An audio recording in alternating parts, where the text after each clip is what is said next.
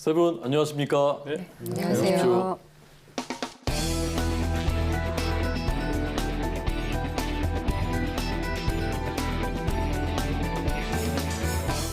오늘 리뷰 와인은 먼저 조수진 시청자 평가원님이 꼽아주신 주제부터 들어보겠습니다.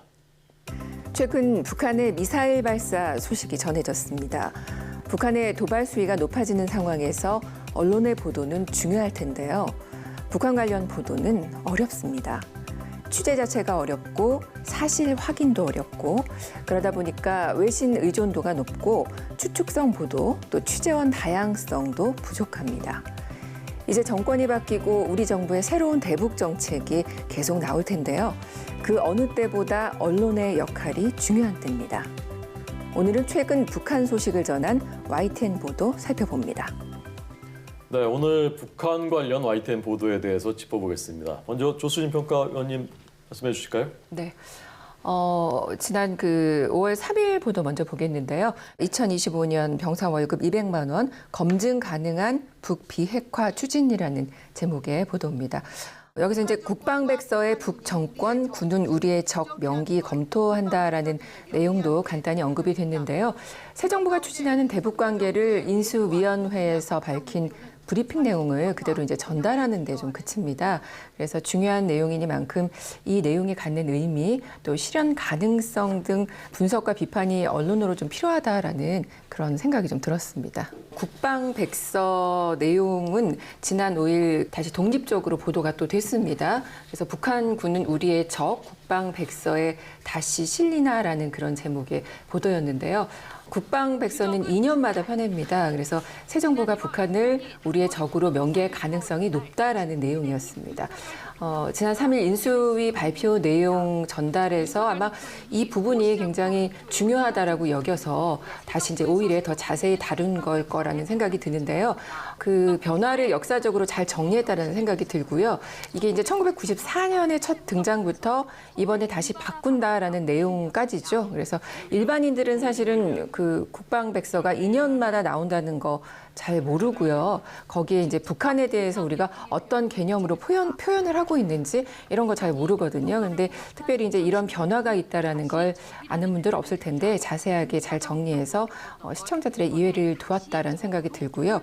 그다음에 새 정부의 대북 정책 변화 예고에 대해서도 여기서 언급을 합니다. 그래서 북한이 도발 수위를 높이는 상황에서 새 정부가 강경한 대북 정책 기조를 보이는 상황이죠. 남북 관계 변화 분명히 있을 겁니다.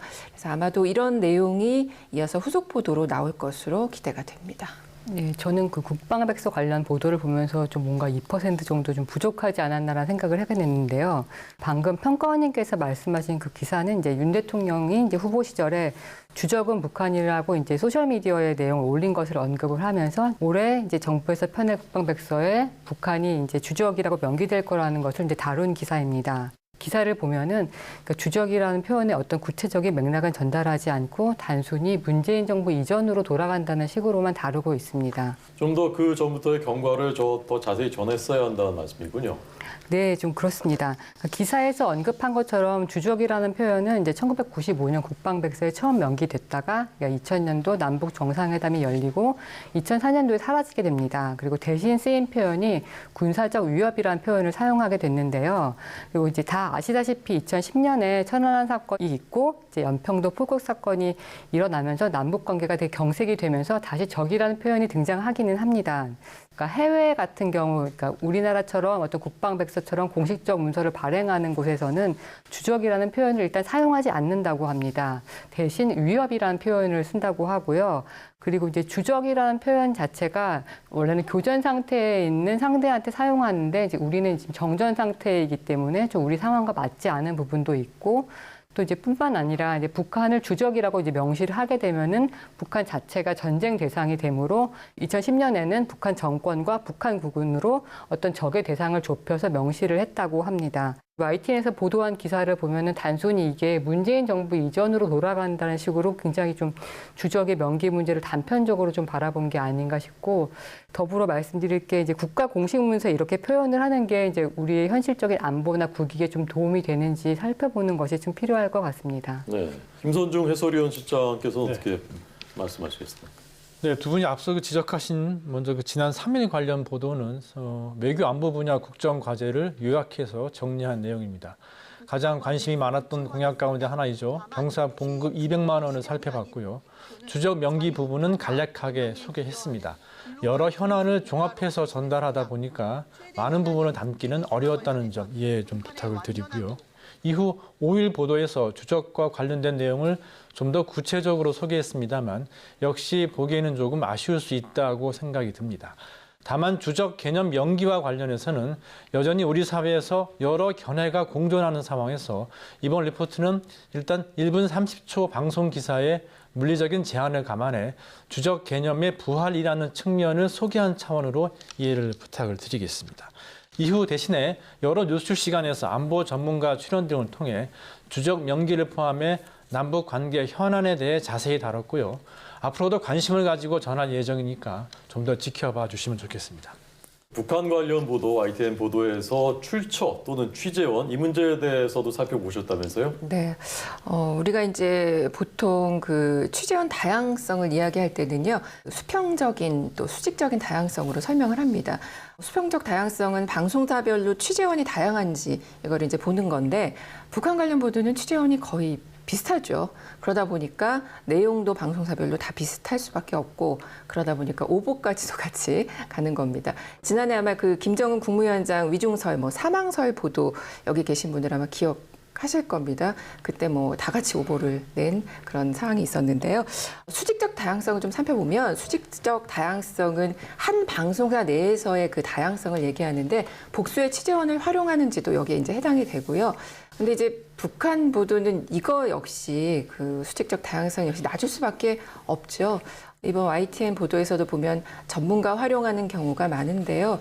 이제 같은 전문가들이 계속 반복이 됩니다. 근데 이제 또 그럴 수밖에 없는 것이 워낙 전문가가 많지 않기도 합니다. 그렇지만 이제 그럼에도 다양한 취재원 자료들을 활용하려는 노력 이런 것들은 좀 필요하다라고 보여집니다. 네. 취재원이 좀 다양하지가 못하다. 좀 구체적인 기사의 사례를 살펴보신 것이 있습니까? 네, 그 최근 보도 살펴보자면 4월 30일 보도입니다. 한미훈련 기간 잠잠했던 북, 다음 달 핵실험 가능성이라는 제목의 기사인데요. 그 기사를 보면 북 선전 매체에 나온 비난 보도 인용을 했고요. 또 전문가 양무진 북한대학원 대학교 교수, 이분 이제 북한 관련 뉴스에 굉장히 많이 등장하시는 분이시죠. 그리고 외신으로 봐야 될까요? 그 미국 싱크탱크 전략국제문제연구소가 운영하는 북한 전문 사이트가 있습니다. 이제 분단을 넘어서라는 사이트인데 그 분석 내용이 자료로 활용이 됩니다.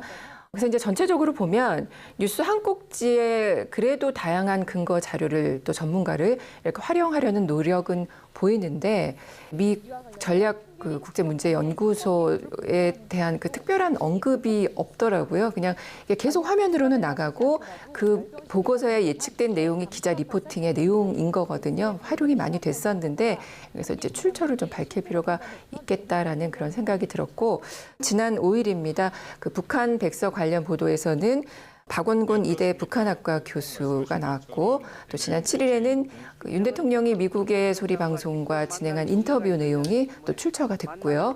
또 8일에는 노동기관지 북한의 그 노동신문 일면 또 조선중앙통신, 조선중앙TV 등 관영 매체 보도를 이제 살펴보는 걸로 보도를 하고요. 역시 북한 문제 보도에 자주 출연하시는 분이시죠. 이물출 경남대 극동문제연구소 교수가 취재원이 됩니다.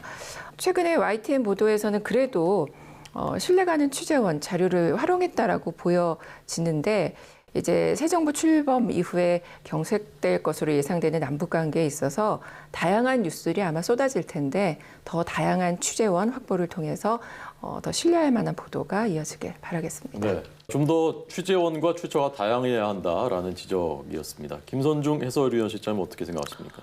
굉장히 타당한 지적이십니다. 특히 북한 뉴스에서 신뢰할 수 있는 취재원 확보 무엇보다 중요합니다.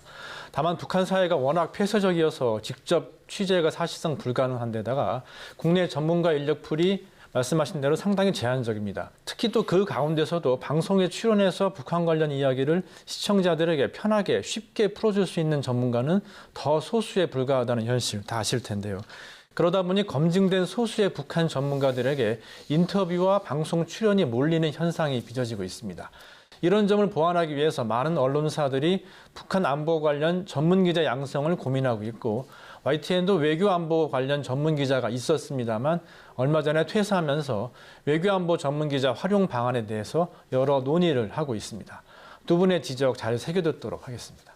제가 이제 여기 한 가지 조금 더 추가를 해보자면 북한 관련 뉴스는 굉장히 복잡합니다. 그리고 남북 관계로만 끝나는 게 아니잖아요. 이게 국제사회에서 미국, 중국, 러시아, 일본 뭐 여러 국가들과 연결된 그런 가운데 가능한 출처를 정확히 알림으로 확인된 진실된 보도를 보여주는 것도 좀 필요하지 않을까 이렇게 생각됩니다. 오늘 상세한 어떤 설명의 중요성이나 신뢰를 이제 얻을 수 있는 진실된 보도의 파급력 이런 것들 얘기를 좀 해봤잖아요. 그런 면에서 지금 YTN 홈페이지에서 볼 수 있는 Y파일이라는 코너가 저는 굉장히 좀 유익하다는 생각이 들었습니다. Y파일, 북한의 화보 정치와 이중 기준의 변신이라는 기사가 굉장히 눈에 많이 띄었는데요. 그러니까 이 기사는 올해 북한이 14번째로 탄도미사일을 발사를 했고, 이제 2018년도 문재인 대통령과의 정상회담 기념안보를 공개한 것에 대해서 이제 분석한 기사입니다. 굉장히 상반된 모드의 두 사건이 이제 5월 초 이틀 사이에 벌어졌는데요. 그러니까 대부분의 언론 보도를 보면은 이제 한국의 정권 교체와 관련해서 정치 상황 속에서 이제 두 사건을 해석하는 것들이 많았습니다. 근데 이제 YTN 보도 같은 경우에 이 두 사건이 어떤 북한의 계속된 강온, 어떤 양면 전략이나 이제 핵무기 선제 사용 가능성 속에서 이제 차분히 해석하고 있다는 게 차별점이었고요. 이제 먼저 어떤 북한이 과거에 지속적으로 무력 시위나 도발을 해왔다는 점들, 그리고 남북 관계가 개선되는 듯한 어떤 대형 이벤트가 있는 뒤에도 이제 어떤 화해 분위기를 되게 뒤엎는 도발을 해왔다는 것을 언급을 합니다. 그러니까 굉장히 포괄적인 내용을 다루고 있지만 어떤 기자의 침착한 설명이 북한 보도 같은 경우 되게 다소 어렵게 다가올 수 있는데 이제 시청자들이나 독자들이 쉽게 이해할 수 있도록 도왔던 측면이 있고 정보가 많이 됐을 거라 생각이 듭니다. 그래서 앞으로라도 어떤 조금은 느리더라도 현 상황을 좀 냉정하게 전해주시길 이제 부탁을 드립니다. 저도 이제 같은 관점에서 한 가지를 조금 더 덧붙여서 말씀을 드리자면 이념적 성향이 뭐 드러난다거나 또 편향된 보도는 위험할 수 있겠죠. 그래서 언론과 미디어를 통해서 상당수의 시민들이 북한과 또 통일에 대한 생각이나 태도가 형성되기도 합니다. 그 점까지 좀 함께 더 유의해 주시면서 보도에 신경 써 주시길 부탁드립니다. 네, 두 분의 평가 또 분석 잘 들었습니다. 우리 김선중 해설위원 실장님. 네, 두 분이 앞서 여러 차례 강조하셨습니다만 북한 소식은 당장 우리 안보는 물론 정치와 경제, 외교까지 모든 사안에 직접적인 영향을 미칠 수 있는 만큼 매우 전문적이고 정확한 전달이 필요합니다. 자칫 흥미 위주의 소식이나 확인되지 않은 자극적인 제목으로 시청자들의 관심만을 끌려는 태도는 절대 지양해야 할 것입니다. 한국기자협회의 윤리 강령 내용을 하나 소개해드리겠습니다. 기자는 평화통일, 민족화합, 민족의 동질성 회복에 기여해야 할 시대적 소명을 안고 있다. 이렇게 명시하고 있습니다. 매체마다 이해관계가 조금씩 다르다고 해도 국민들의 안전과 평화가 그 무엇보다 중요하다는 사실은 이견이 없을 것입니다. 네, 그러면 마지막으로 이것만은 꼭 명심할 수 있도록 한 줄로 요약해서 두 분 말씀 부탁드리겠습니다. 자, 먼저 북한 소식 보도 추측하지 말고 기다려라 라고 말씀드리겠는데요. 다른 어떤 보도보다 신중함이 필요하다라는 그런 의미입니다. 섣부른 보도는 남북관계에 악영향을 미칠 수도 있습니다. 북한 보도는 특종 아니면 오보다라는 그런 말이 있거든요. 추측하지 말고 확인되지 않으면 기다리는 신중함이 필요하겠습니다. 네, 이서민 박사님. 네, 한국의 안보와 국익의 관점에서 YTN이 냉정하게 보도해 주시길 바랍니다. 북한 관련 보도를 보면은 뭔가 감정적인 대응을 좀 주문을 하거나 공포를 조장하는 경우들이 좀 종종 볼 수 있는데요.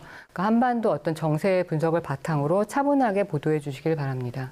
네, 오늘 세 분 말씀 잘 들었습니다. 더 정확하고 공정한 YTN 방송, 보도, 뉴스 만들기 위해서 노력하겠습니다. 세 분 감사합니다. 고맙습니다.